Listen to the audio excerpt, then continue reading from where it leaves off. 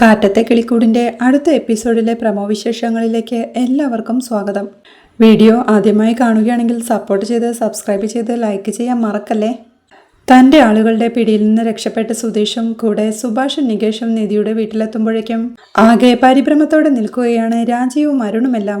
പണവും സ്വർണവുമായി സുധീഷ് കടന്നു കളഞ്ഞെന്ന് എല്ലാവരും കുറ്റപ്പെടുത്തിയെന്നും ഇത്രയും സമയം സുധീഷ് എവിടെയായിരുന്നുവെന്നും നിധിയും സങ്കടത്തോടെ ചോദിക്കേ, താൻ ആരെയോ വിളിച്ചെന്ന് മനസ്സിലാക്കിയ ഗുണ്ടകൾ തന്നെ വേറൊരിടത്തേക്ക് മാറ്റാനുള്ള യാത്രക്കിടയിൽ സുഭാഷേട്ടന്റെയും കൂട്ടരുടെയും വണ്ടിയുമായി ആക്സിഡന്റ് ആയെന്നും അങ്ങനെ അവർ അവരുമായി ഫൈറ്റ് ചെയ്ത് തന്നെ രക്ഷപ്പെടുത്തി കൊണ്ടുവന്നതാണെന്നും സുധീഷ് പറയുന്നുണ്ടെങ്കിലും സുധീഷ് പറയുന്നതെല്ലാം പച്ചക്കള്ളമാണെന്നും സുധീഷിന്റെ കയ്യിൽ കൊടുത്തയച്ച പണവും സ്വർണവും തിരികെ എത്തിക്കുകയാണെങ്കിൽ താൻ ഈ പച്ചക്കള്ളമെല്ലാം വിശ്വസിക്കാമെന്നും അരുണും വാശിയോടെ പറയുന്നുണ്ട്. അത് കേൾക്കെ രാജീവും, ആരാ സുധീഷെ നിന്നോട് ഇങ്ങനെ ചെയ്തത്? അവരെ വെറുതെ വിടരുതെന്ന് പറയുമ്പോഴേക്കും അതിനുവേണ്ടി നിങ്ങൾ ബുദ്ധിമുട്ടേണ്ടെന്നും അവരെ താൻ കാണിച്ചു തരാമെന്നും പറഞ്ഞ് സുധീഷ് ഹരീഷ് എന്ന് നീട്ടി വിളിക്കുമ്പോഴേക്കും അവർ പിടികൂടിയ രാജീവിന്റെ ഗുണ്ടയുമായി ഹരീഷ് അങ്ങോട്ട് വരികയാ. അവനെ കാണെ പരിഭ്രമത്തോടെയും ടെൻഷനോടെയും പരസ്പരം നോക്കുകയാണ് രാജീവും അരുണും. ആ ഗുണ്ടയോട് ഉടനെ അവനെ സ്ഥലം മാറ്റേ, ഞാൻ പറയുന്നിടത്തേക്ക് കൂട്ടിക്കൊണ്ടു പോയെന്ന് അരുൺ വിളിച്ചു പറഞ്ഞ കാര്യം അവന്റെ ഓർമ്മയിലേക്ക് ഓടിയെത്തുകയാ. സുധീഷും രാജീവിനോടായി പറയുന്നുണ്ട്, ഇവനാണ് എന്നെ തട്ടിക്കൊണ്ടു പോയതെന്ന്. രാജീവും ദേഷ്യം അഭിനയിച്ച്, ഇവനാണോ നിന്നെ തട്ടിക്കൊണ്ടുപോയതെന്ന് സുധീഷിനോടായി ചോദിച്ച് ആ ഗുണ്ടയുടെ അടുത്തേക്ക് ചെന്ന് അവന്റെ ഷർട്ടിൽ കുത്തിപ്പിടിച്ച്, ആരാടാ നീ, പറയടാ, സ്വർണവും പണവും എല്ലാം എവിടെ, എന്തിനാ സുധീഷിനെ തട്ടിക്കൊണ്ടുപോയത് എന്നൊക്കെ ചോദിച്ച് അവനെ തല്ലിച്ചതയ്ക്കാൻ തുടങ്ങുമ്പോഴേക്കും എന്നോട് അടങ്ങിയിരിക്കാൻ പറഞ്ഞിട്ട് അച്ഛനാണോ ഇപ്പോൾ എല്ലാം കുളമാക്കുന്നതെന്ന് അരുണും മനസ്സിൽ പറയുന്നുണ്ട്. അവനെ പൊതിരെ തള്ളുന്നതിനിടയിൽ രാജീവും സുധീഷിനോടായി, സുധീഷെ ഇവനെ എനിക്ക് വിട്ടേക്ക്, സത്യം എങ്ങനെ പറയിപ്പിക്കണമെന്ന് എനിക്കറിയാമെന്ന് പറഞ്ഞ് വീണ്ടും അവനെ തല്ലിച്ചതയ്ക്കാൻ തുടങ്ങുമ്പോഴേക്കും സുഭാഷ് ആ ഗുണ്ടയെ രാജീവിന്റെ കയ്യിൽ നിന്നും പിടിച്ചു മാറ്റി ദേഷ്യത്തോടെ രാജീവിന്റെ മുന്നിലേക്ക് കയറി നിൽക്കുകയാ. എന്താ സുഭാഷെ, മാറി നിൽക്ക അങ്ങോട്ട്, നല്ലത് നാലെണ്ണം കൊടുത്താലേ അവന്റെ നാവിന്ന് സത്യം പുറത്തു വരൂ എന്നൊക്കെ പറയുന്നുണ്ടെങ്കിലും സുഭാഷ് ദേഷ്യത്തോടെ രാജീവിനെ തന്നെ തുറിച്ചു നോക്കിക്കൊണ്ട് നിൽപ്പാ. എന്താ സുഭാഷെ, എന്താ ഇങ്ങനെ നോക്കുന്നതെന്ന് രാജീവ് ചോദിക്കേ, നിങ്ങൾ വിശ്വസിച്ചല്ലേ ഞാൻ അവരെ നിങ്ങളുടെ കൂടെ അയച്ചത്, എന്നിട്ട് ഇങ്ങനെ അവരോട് ചെയ്യാൻ പാടുണ്ടോ? വയസ്സിന് മൂത്തൊരാൾ എല്ലാം ക്ഷമിച്ച് എന്റെ വീട്ടിലേക്ക് വന്ന് ഭക്ഷണവും കഴിച്ച് അവിടെ ഒരു ദിവസം താമസിച്ച് സുധീഷിനെയും നിധിയെയും വീട്ടിലേക്ക് കൂട്ടിക്കൊണ്ടു പോയിക്കോട്ടെ എന്ന് ചോദിച്ചപ്പോ ഞങ്ങളത് സന്തോഷത്തോടെ സമ്മതിച്ചതല്ലേ, നിങ്ങൾ വിശ്വസിച്ചല്ലേ അങ്ങനെ ചെയ്തതെന്ന് ചോദിക്കേ രാജീവും അരുണുമെല്ലാം ടെൻഷനോടെ നിൽപ്പാ. അത് കേൾക്കെ ഹരീഷൻ ചോദിക്കുന്നുണ്ട്, എന്തിനാ സുഭാഷേട്ട അയാളോട് ഇങ്ങനെ മര്യാദയായി സംസാരിക്കുന്നത്? നമ്മൾ എത്താൻ കുറച്ചു സമയം വൈകിയിരുന്നെങ്കിൽ സുധീഷേട്ടനെ അവർ കൊന്നു കളഞ്ഞേനെ എന്നവൻ പറയുന്നത് കേൾക്കെ ഒരു ഞെട്ടലോടെ നിധിയും, എന്താ ഇവിടെ നടക്കുന്നത്? സുധീഷിനെ കൊല്ലാൻ നോക്കിയെന്നോ? ഹരീഷ് എന്താ പറഞ്ഞത്? അച്ഛ എന്താ കാര്യം? സുഭാഷേട്ടൻ എന്താ അച്ഛനോട് ഇങ്ങനെയൊക്കെ പറയുന്നത്? എനിക്കൊന്നും മനസ്സിലാവുന്നില്ലെന്ന് അവൾ ടെൻഷനോടെ ചോദിക്കുന്നുണ്ട്. അത് കേൾക്കെ നികേഷും പറയുന്നുണ്ട്, ഏടത്തി നിങ്ങളുടെ അച്ഛനാണ് എല്ലാത്തിനും കാരണം. അയാൾ ആളുകളെ ഏൽപ്പിച്ച് സുധീഷേട്ടന്റെ വണ്ടി വഴിയിൽ തടഞ്ഞു നിർത്തി പണവും സ്വർണവുമായി കടന്നുകളഞ്ഞ് സുധീഷേട്ടനെ ഒരു ഗോഡൌണിൽ കൊണ്ടുപോയി കെട്ടിയിട്ടു എന്നവൻ പറയുന്നത് കേൾക്കെ നിധിയും സാന്ദ്രയും എല്ലാം ഒരു ഞെട്ടലോടെ നിൽപ്പാ. ആകെ പരിഭ്രമത്തോടെയും അസ്വസ്ഥതയോടെ നിൽപ്പാണ് ഹേമയും അരുണും രാജീവുമെല്ലാം. നികേഷ് പറഞ്ഞത് വിശ്വസിക്കാനാവാതെ ഒരു ഞെട്ടലോടെ നിധിയും അച്ഛനോ എന്ന് ചോദിക്കേ, അതേ ഏടത്തി, നിങ്ങളുടെ ജീവിതത്തിൽ നിന്നും സുധീഷേട്ടനെ ഒഴിവാക്കാനും ഏടത്തി എവിടെ പിടിച്ചു വെക്കാനും വേണ്ടിയാ ഇങ്ങനെയൊരു ക്രൂരത സുധീഷേട്ടനോട് ഏട്ടത്തിയുടെ അച്ഛൻ ചെയ്തത്. ഇപ്പൊ അതെല്ലാം താൻ ചെയ്തതല്ല എന്ന മട്ടിൽ എന്തൊരു പെർഫോമൻസാ. ആ ആക്സിഡന്റ് സംഭവിച്ച് ഞങ്ങൾ സുധീഷേട്ടനെ കാണാതെ പോയിരുന്നെങ്കിലോ ഇപ്പൊ സുധീഷേട്ടൻ ജീവനോടെ ഉണ്ടാകുമായിരുന്നില്ല എന്നവൻ പറയുന്നത് കേൾക്കെ നിധിയും ആകെ ടെൻഷനോടെയും ദേഷ്യത്തോടെയും അച്ഛനെ തന്നെ ഉറ്റുനോക്കിക്കൊണ്ട്, നികേഷ് പറയുന്നതെല്ലാം സത്യമാണോ? ഞാൻ കൂടെ ഉണ്ടാവാൻ വേണ്ടിയാണോ ഇതെല്ലാം ചെയ്തത്? പറയച്ചെന്ന് ഒച്ച വെക്കുമ്പോഴേക്കും നിധി, അങ്ങനെയൊന്നുമില്ല മോളെ, ഇവർ കള്ളമാണ് പറയുന്നത്, അച്ഛൻ ഇങ്ങനെയെല്ലാം ചെയ്യുമോ എന്ന് രാജീവും ടെൻഷൻ അഭിനയിച്ച് ചോദിക്കുമ്പോഴേക്കും സുധീഷൻ ചോദിക്കുന്നുണ്ട്, ഓ അപ്പോ അന്നെന്നെ കാറിൽ വെച്ച് വെല്ലുവിളിച്ചതോ? അതിനെക്കുറിച്ച് എന്താ പറയാനുള്ളതെന്ന്. അതുകൾക്ക് നിധിയും സംശയത്തോടെ സുധീഷിനോടായി വെല്ലുവിളിയോ എന്ന് ചോദിക്കേ, എല്ലാം പറയട്ടെ നിധിയോട് എന്ന് സുധീഷും രാജീവിനോടായി ചോദിക്കുന്നുണ്ട്. രാജീവും ഒരു താക്കീതോടെ സുധീഷിന് നേരെ വിരൽ ചൂണ്ടി, ഏയ് വേണ്ട എന്ന് പറയുമ്പോഴേക്കും, എന്ത് വേണ്ടാന്ന്? നിങ്ങൾ എന്തോ മനസ്സിൽ പ്ലാൻ ചെയ്താ ഞങ്ങളെ എങ്ങോട്ട് കൂട്ടിക്കൊണ്ടുവന്നതെന്ന് എനിക്ക് മനസ്സിലായി. പക്ഷേ ഇങ്ങനെയൊരു ട്രാപ്പിൽപ്പെടുത്തി എന്റെ ജീവൻ തന്നെ അപകടത്തിലാക്കാൻ തീരുമാനിക്കുമെന്ന് താൻ കരുതിയില്ലെന്ന് സുധീഷ് പറയുമ്പോഴേക്കും നിധി വീണ്ടും ഒരു ഞെട്ടലോടെ അച്ഛനെ തന്നെ നോക്കി നിൽപ്പാ. അതുകാണെ രാജീവും നിധിയോടായി, നിധി ഇവൻ പറയുന്നതൊന്നും വിശ്വസിക്കരുത്, നിന്നെയും നമ്മുടെ കുടുംബത്തെയും തമ്മിൽ പിരിക്കാനാ ഇവൻ വിചാരിക്കുന്നത്, ഇവന് വിശ്വസിക്കരുത്, നീ മുകളിലേക്ക് പോ, ഞാൻ ഇവനെ കൈകാര്യം ചെയ്തോ എന്ന് പറഞ്ഞ് ഹേമയോടായി, ഹേമേ ഇവളെ മുകളിലേക്ക് കൂട്ടിക്കൊണ്ടു പോയെന്ന് പറയുന്നുണ്ട് രാജീവ്. ഹേമയും അവളുടെ അരികിലേക്ക് ചെന്ന്, നിധി അച്ഛൻ അവരോട് സംസാരിക്കുമെന്ന് പറഞ്ഞില്ലേ, എല്ലാ കാര്യങ്ങളും അച്ഛൻ നോക്കിക്കോളും. നമുക്ക് മുകളിലേക്ക് പോകാമെന്ന് പറഞ്ഞ് അവളുടെ കയ്യിൽ പിടിച്ച് വലിക്കുന്നുണ്ടെങ്കിലും നിധി ഒരടി പോലും മുന്നോട്ട് വെക്കാതെ ദേഷ്യത്തോടെ രാജീവിനെ തന്നെ തുറിച്ചു നോക്കിക്കൊണ്ട് നിൽപ്പാ. അത് കാണാൻ രാജീവ് വീണ്ടും അരുണിനോടായി, അരുണെ നിധിയെ റൂമിലേക്ക് കൂട്ടിക്കൊണ്ടു പോയെന്ന് പറയുമ്പോഴേക്കും അരുണും നിധിയുടെ അരികിലേക്ക് ചെന്ന്, നിധി നീ അകത്തേക്ക് വാ, എല്ലാം അച്ഛൻ നോക്കിക്കോളാമെന്ന് പറഞ്ഞതല്ലേ. അകത്തേക്ക് പോകാമെന്ന് പറഞ്ഞ് അവളുടെ കയ്യിൽ പിടിക്കുന്നുണ്ടെങ്കിലും രാജീവിനെ ദേഷ്യത്തോടെ ഒന്ന് നോക്കിക്കൊണ്ട് വീടെന്ന് പറഞ്ഞ് അവൾ അവരുടെ രണ്ടുപേരുടെയും കൈ തട്ടി മാറ്റിക്കൊണ്ട്, ആരെങ്കിലും എന്റെ ദേഹത്ത് കൈവച്ചാലുണ്ടല്ലോ എന്ന് പറഞ്ഞ് അരുണിന് നേരെ വിരൽ ചൂണ്ടുകയാണ്. അവൾ ദേഷ്യത്തോടെ അച്ഛന്റെ അടുത്തേക്ക് നടന്നു ചെല്ലുമ്പോഴേക്കും, നിധി ഞാൻ പറയുന്നതൊന്ന് കേൾക്കുമോളെ, ഇവന് വിശ്വസിക്കില്ലേ നിധി, ഞാൻ പറയുന്നത് കേൾക്കുമോളെ എന്നൊക്കെ പറഞ്ഞ് അവളുടെ തോളത്ത് കൈവയ്ക്കുന്നുണ്ടെങ്കിലും അവൾ ദേഷ്യത്തോടെ അച്ഛനെ തള്ളി മാറ്റുകയാ. വേച്ച് വീഴാൻ പോയ രാജീവും സോഫയിൽ പിടിച്ചെഴുന്നേറ്റുകൊണ്ട് നിധി എന്ന് ടെൻഷനോടെ വിളിക്കുമ്പോഴേക്കും, അച്ഛൻ നിങ്ങളെ വെല്ലുവിളിച്ചോ എന്ന് സുധീഷിനോടായി നിധി ചോദിക്കുന്നുണ്ട്. സുധീഷും അതെ, അന്ന് അച്ഛൻ കാറിൽ കയറിയെന്ന് പറഞ്ഞില്ലേ, അപ്പോഴെന്ന് പറഞ്ഞ് അവൻ അക്കാര്യം ഓർത്തെടുക്കുകയാ. ഒരാഴ്ച, ഇന്നേക്ക് ഒരാഴ്ചക്കകം നിധി എന്റെ വീട്ടിലേക്ക് എന്റെ മകളായി തിരിച്ചു വന്നിരിക്കും എന്ന് രാജീവ് വന്ന് കാറിൽ വെച്ച് പറയുന്നതും പിന്നീട് വീട്ടിലെത്തിയ അന്ന് രാത്രി സുധീഷിനെ മാറ്റി നിർത്തി, നിനക്ക് ഒരാഴ്ച ഞാൻ സമയം തന്നതല്ലേ, അതിൽ ഒരു ദിവസം ഇന്ന് കഴിഞ്ഞു. ഈ ഒരു ദിവസം കൊണ്ട് തന്നെ ഞാൻ എന്തെല്ലാം കാര്യങ്ങൾ ചെയ്തുവെന്ന് നീ കണ്ടില്ലേ എന്നൊക്കെ വെല്ലുവിളിച്ചത് സുധീഷ് ഓർത്തെടുത്ത് പറയേ. നിധി ദേഷ്യത്തോടെ അച്ഛനെ തന്നെ നോക്കി നിൽപ്പാ. അക്കാര്യങ്ങളെല്ലാം കേട്ട് വിശ്വസിക്കാനാവാതെ നിൽപ്പാ സാന്ദ്രയും. ഇവിടെ വന്നതിനു ശേഷവും ഇവർ എന്നെ എത്രമാത്രം അപമാനിച്ചുവെന്ന് നിധിക്കറിയാമോ? പക്ഷെ അതൊന്നും ഞാൻ നിധിയോട് പറഞ്ഞിട്ടില്ല. ഇയാളുടെ കുടുംബത്തോടൊപ്പം സന്തോഷമായിരിക്കുന്നത് കാണുന്ന ഒരൊറ്റ കാരണം കൊണ്ടാ ഞാൻ അത് തുറന്നു പറയാതിരുന്നത് എന്നൊക്കെ സുധീഷ് പറയുന്നത് കേൾക്കെ, എന്താ ഇവിടെ വെച്ചും നിങ്ങളെ അപമാനിച്ചു എന്നോ? എന്താ അവർ ചെയ്തതെന്ന് നിധി ടെൻഷനോടെ ചോദിക്കേ. സുധീഷ് അന്ന് നടന്ന കാര്യങ്ങളെല്ലാം ഓർത്തെടുത്ത് പറയുകയാ. അവരുടെ കൂടെ ഇരിക്കാനായി ക്ഷണിച്ചതും ഇരിക്കാനായി സോഫയിലേക്ക് ചെന്ന സമയത്ത് അവന്റെ സ്ഥാനം അവിടെയല്ലെന്ന് പറഞ്ഞ് തറയിലേക്ക് തള്ളിയിട്ടതുമെല്ലാം അവൻ ഓർത്തെടുത്ത് പറയേ. നിധിക്കും ആകെ ടെൻഷൻ ആവുകയാ. ഇവിടുന്ന് ആ പണവും സ്വർണവും എല്ലാം കൊണ്ടുപോകാനായി പറഞ്ഞപ്പോ എന്തോ എമർജൻസി ആണല്ലോ, അതുകൊണ്ടാണ് കൊണ്ടുപോകാമെന്ന് വെച്ചത്. പക്ഷേ ഇയാളുടെ അച്ഛൻ എനിക്കായി ഒരുക്കിയ ഒരു കെണിയാണതെന്ന് ഞാൻ വിചാരിച്ചില്ല എന്നവൻ പറയുന്നത് കേൾക്കെ രാജീവും ദേഷ്യത്തോടെ, നിർത്തടാ, ചുമ്മാ ഓരോന്ന് പറയുന്നത് എന്ന് പറഞ്ഞ് നിധിയോടായി, നിധി ഇവന് വിശ്വസിക്കരുത്. ആരാ ഇവൻ?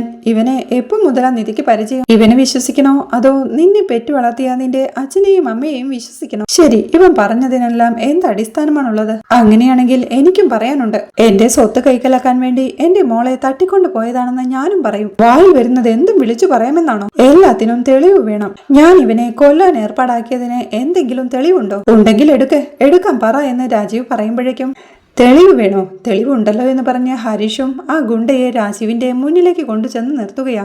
എടാ, ചോദിക്കുന്നത് കേട്ടില്ലേ, പറയടാ എല്ലാം എന്നാ ഗുണ്ടയോട് പറഞ്ഞ് നിങ്ങൾ ചോദിച്ച തെളിവ് ഇവൻ പറയുമെന്ന് പറയുമ്പോഴേക്കും ആ ഗുണ്ടയും പേടിയോടെ നിധിയോട് നടന്ന കാര്യങ്ങളെല്ലാം വിവരിക്കുകയാ.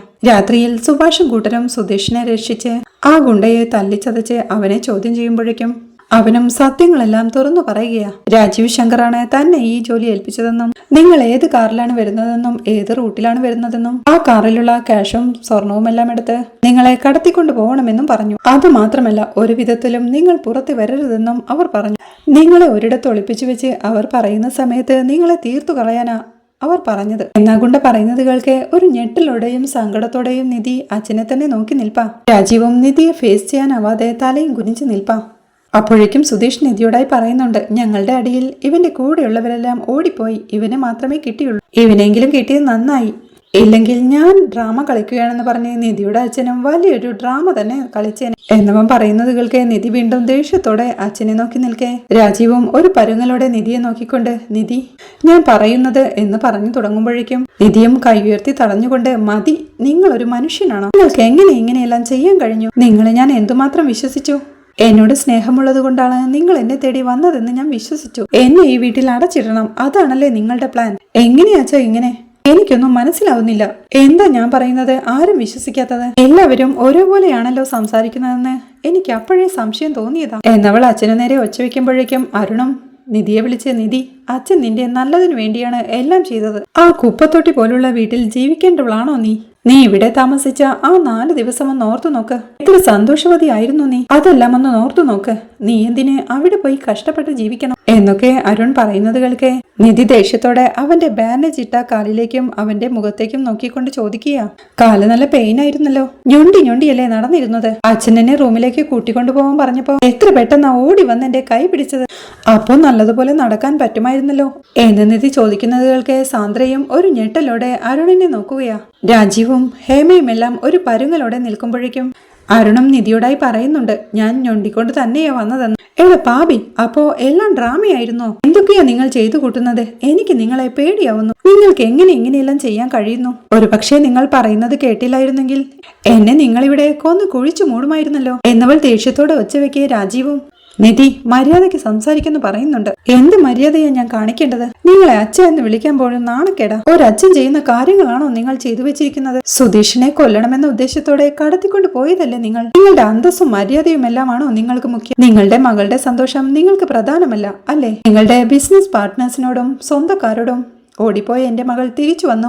അവളെ ഞാൻ പോയി ഇങ്ങോട്ട് കൂട്ടിക്കൊണ്ടുവന്നു. ഇനി മുതൽ അവൾ എന്റെ മകളാണെന്നും എന്റെ മകൾ ഇനി മുതൽ ഇവിടെയാണ് ജീവിക്കുന്നതെന്നും പറയണം. അതിനുവേണ്ടി നിങ്ങൾ എന്തും ചെയ്യും എന്നവൾ ദേഷ്യത്തോടെ ഒച്ചവെക്കുമ്പോഴേക്കും രാജീവും നിധിയുടെ അരികിലേക്ക് വന്ന്, നിധി ഞാൻ മോളുടെ നല്ലതിനു വേണ്ടിയാണെന്ന് പറയുമ്പോഴേക്കും നിധിയും പിന്നോട്ട് മാറി അച്ഛനെ കൈകൊണ്ട് തടഞ്ഞ് എന്റെ അടുത്തേക്ക് വരരുതെന്ന് പറയുന്നുണ്ട്. നിധി ഞാൻ പറയുന്നത് കേൾക്കെന്ന് രാജീവ് പറയുമ്പോഴേക്കും എന്റെ അടുത്തേക്ക് വരരുതെന്നല്ലേ പറഞ്ഞത്? നിങ്ങളെ കാണുന്നത് എനിക്ക് പേടിയാ. നിങ്ങളെ വിശ്വസിച്ച് ഈ വീട്ടിലേക്ക് വന്ന് ചതിക്കപ്പെട്ട് തോർക്കുമ്പോ എനിക്ക് തന്നെ അപമാനം തോന്നുന്നു.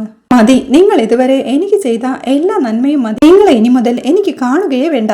അമ്മ, അച്ഛൻ, അനിയത്തി എന്നൊക്കെ ബന്ധം പറഞ്ഞ് ഇനി ആരും എന്റെ മുന്നിലേക്ക് വരണ്ട. ഇനി നിങ്ങളാരോ ഞാനാരോ എന്ന് ദേഷ്യത്തോടെ പറഞ്ഞ് കണ്ണു നിറഞ്ഞ് നിധി അവിടുന്ന് തന്റെ റൂമിലേക്ക് കയറി പോവുകയാണ്. മോളെ നിധി എന്ന് വിളിച്ച് രാജീവ് തളർച്ചയോടെ നിൽക്കുമ്പോഴേക്കും ഹേമയും അരുണും അദ്ദേഹത്തെ ആശ്വസിപ്പിക്കാനായി ഓടിയെത്തുന്നു. അപ്പോഴേക്കും സുധീഷിന്റെയും തന്റെയും ബാഗും എടുത്ത് നിധി താഴോട്ട് ഇറങ്ങി വരികയാ. നമുക്ക് പോകാം വാ എന്ന് പറഞ്ഞ് നികേഷിനെയും കൂട്ടരെയും അവൾ വിളിക്കുമ്പോഴേക്കും നികേഷ് നിധിയോടായി പറയുന്നുണ്ട്, ഏട്ടത്തി ഇവര് വെറുതെ വിടരുത്. ഇവർ സുധീഷ് ഏട്ടനെ കൊല്ലാൻ നോക്കിയവരാ. എല്ലാവർക്കുമെതിരെ പോലീസിൽ കംപ്ലൈന്റ് കൊടുക്കണം. ഒരാളെ കടത്തിക്കൊണ്ടുപോയി കൊല്ലാൻ ശ്രമിക്കുന്നത് കുറ്റം തന്നെയാണ്. സാക്ഷി പറയാനും ആളുണ്ട്. നമുക്ക് കംപ്ലൈന്റ് കൊടുക്കാം ഏട്ടത്തി എന്ന് നികേഷ് പറയേ രാജീവും ദേഷ്യത്തോടെ നികേഷിനെ തന്നെ നോക്കി നിൽപ്പാ. അത് കേൾക്കെ സുഭാഷും നികേഷിനോടായി പറയുന്നുണ്ട്, നികേഷേ അത് വിട്ടേക്ക്.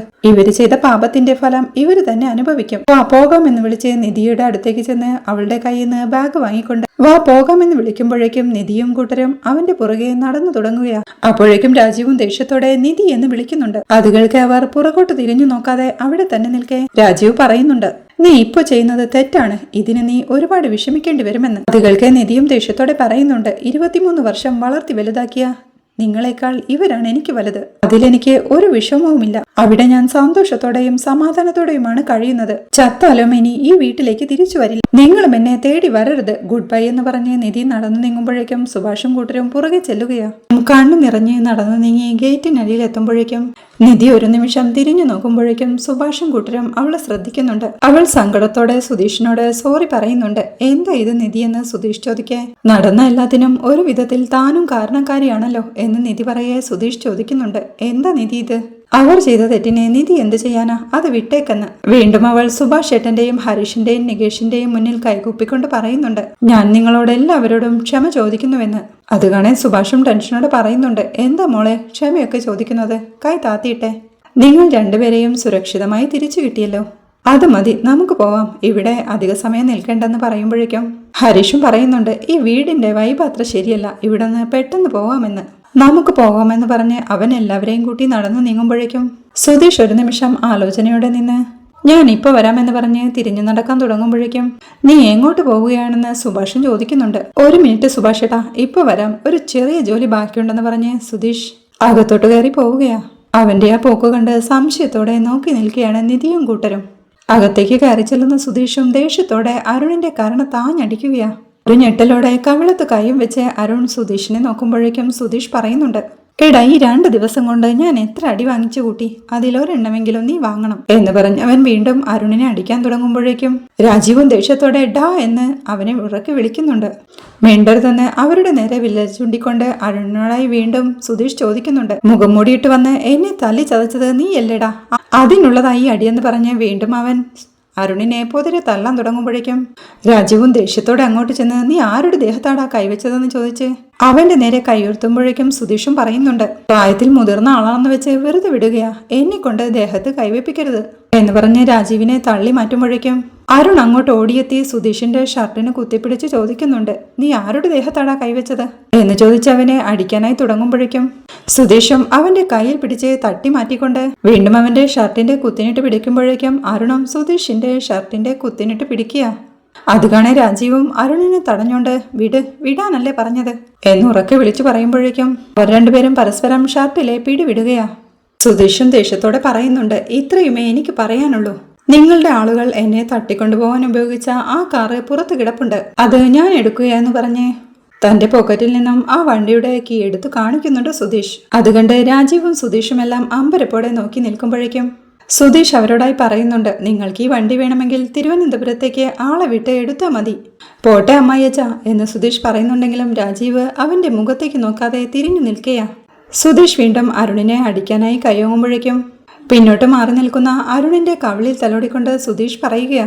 പോട്ടെ അളിയ എന്ന് പറഞ്ഞ് വിരൽ ചൂണ്ടി അവനൊരു താക്കീതും കൊടുത്ത് സുധീഷ് ആ വീടിന്റെ പടിയിറങ്ങുമ്പോൾ ദേഷ്യത്തോടെ അവനെ നോക്കി നിൽക്കുകയാണ് രാജീവും അരുണുമെല്ലാം. പിന്നീട് സുധീഷ് സുഭാഷിന്റെയും കൂട്ടരുടെയും അടുത്തെത്തുമ്പോഴേക്കും സുഭാഷ് അവനോടായി ചോദിക്കുന്നുണ്ട്, നീ വീണ്ടും വഴക്കുണ്ടാക്കാൻ പോയതാണോ എന്ന്. അത് കേൾക്കെ സുധീഷും പറയുകയാ, അവരോട് ഇനി വഴക്കിട്ടിട്ട് എന്താ കാര്യം, നമ്മൾ എല്ലാവരും കൂടി വീട്ടിലേക്ക് എങ്ങനെ പോകുമെന്നാ എന്ന് സുധീഷ് പറയുമ്പോഴേക്കും അത് ശരിയാണല്ലോ എന്ന് നികേഷും പറയുന്നുണ്ട്. അത് കേൾക്കെ ഹരീഷും പറയുകയാ, നമുക്കൊരു ടാക്സി പിടിച്ചു പോവാമെന്ന്. അപ്പോഴേക്കും സുധീഷും പറയുന്നുണ്ട്, എന്തിന്, എന്നെ തട്ടിക്കൊണ്ടുപോയ ആ വണ്ടി ഇവിടെ കിടക്കുകയല്ലേ, നമുക്കതിൽ പോവാം, കീ എൻ്റെ അടുത്തുണ്ട്, കാറ് തിരിച്ചു വേണമെങ്കിൽ ആളെ വിടാൻ പറഞ്ഞിട്ടുണ്ട് എന്ന് പറയുമ്പോഴേക്കും സുഭാഷ് ഏട്ടനും ചോദിക്കുന്നുണ്ട്, അതെന്തിനാടാ, ഹരീഷ് പറഞ്ഞതുപോലെ നമുക്കൊരു ടാക്സി വിളിച്ചു പോവാമെന്ന്.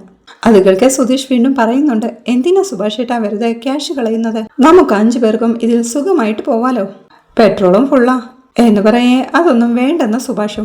എല്ലാം കേട്ടു നിൽക്കുകയായിരുന്ന നിധിയും സുഭാഷ് ഏട്ടനോട് പറയുന്നുണ്ട്, സുധീഷ് പറയുന്നതാ ശരി, നമ്മളെന്തിനാ വെറുതെ കഷ്ടപ്പെട്ട് ക്യാഷും ചിലവാക്കി തിരുവനന്തപുരത്തേക്ക് പോകുന്നത്, അവർക്ക് വണ്ടി വേണമെങ്കിൽ ആളെ വിട്ടെടുക്കട്ടെ എന്ന് പറയേ സുധീഷും പറയുന്നുണ്ട്.